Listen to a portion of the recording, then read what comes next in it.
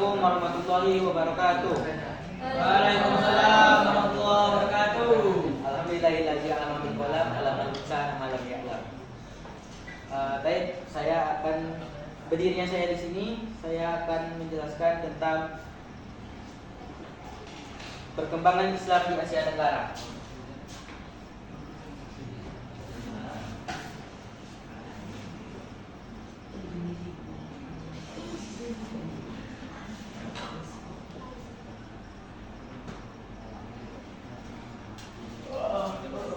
Sebagaimana kita ketahui, Islam menyebar dari Timur Tengah menuju Asia Tenggara, yaitu dari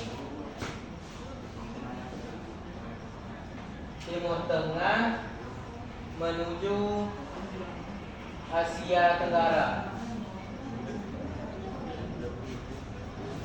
dari Afghanistan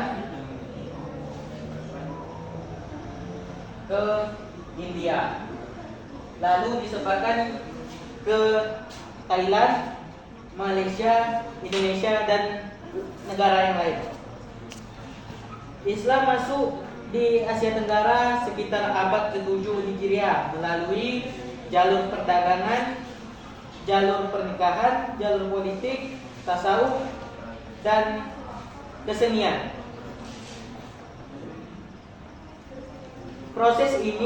Proses Islam masuk di Asia Tenggara tidak membutuhkan waktu yang sangat panjang, tidak instan. Baik, kita masuk faktor-faktor utama yang mempengaruhi masuknya Islam ke kawasan ini. Yang pertama, jalur perdagangan. Islam masuk ke Asia Tenggara melalui jalur perdagangan yang berkembang pesat antara abad ke-7 hingga abad 13. Pedagang muslim dari Timur Tengah, India, dan Persia berperan penting dalam penyebaran Islam di kawasan ini, terutama melalui pelabuhan-pelabuhan seperti Malaka, Samudera Pasai di Aceh, dan pelabuhan lainnya.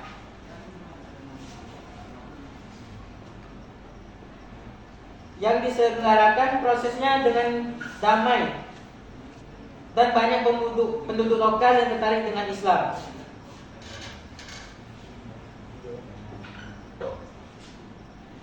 Jalur yang kedua adalah jalur pernikahan. Dari sudut ekonomi, para pedagang muslim memiliki status sosial yang lebih baik daripada kebanyakan pribumi, seperti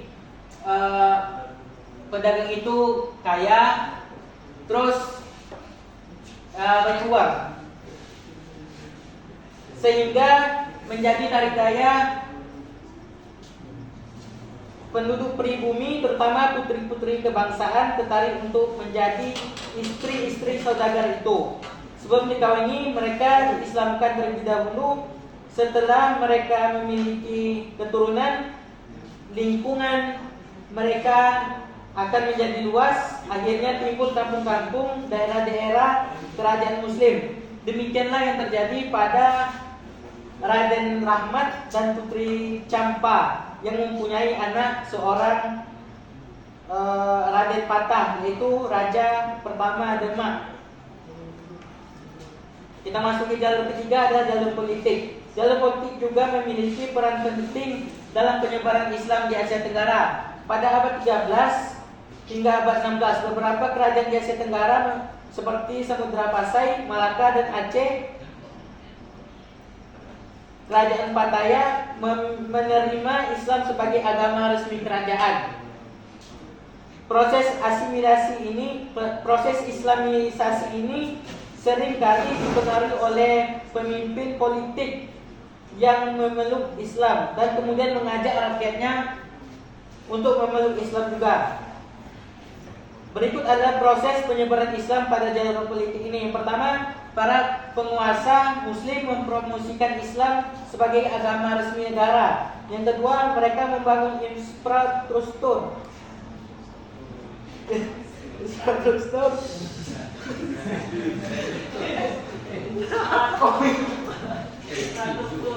Mereka membangun infrastruktur. Mereka membangun infrastruktur mendukung perkembangan agama. Yang ketiga, raja terlebih dahulu masuk Islam dan diikuti oleh rakyatnya. Yang keempat, jalur tasawuf. Jalur tasawuf dalam penyebaran Islam di Asia Tenggara. Jalur ini sebagai dimensi mistis dalam Islam, memainkan peran yang signifikan dalam penyebaran Islam di Asia Tenggara. Para sufi atau ahli tasawuf tidak hanya berdagang, tetapi juga menyebarkan agama Islam melalui pendekatan yang unik dan menarik bagi masyarakat setempat. Yang kelima, jalur kesenian. Proses Islamisasi melalui kesenian yang paling terkenal adalah pertunjukan wayang. Dikatakan Sunan Kalijaga adalah tokoh yang paling mahir dalam memainkan wayang. Kesenian lainnya juga dijadikan alat Islamisasi seperti sastra, hikayat, babat dan sebagainya, seni bangunan dan seni ukir. Sampai di situ pembahasan dari saya. Assalamualaikum warahmatullahi wabarakatuh.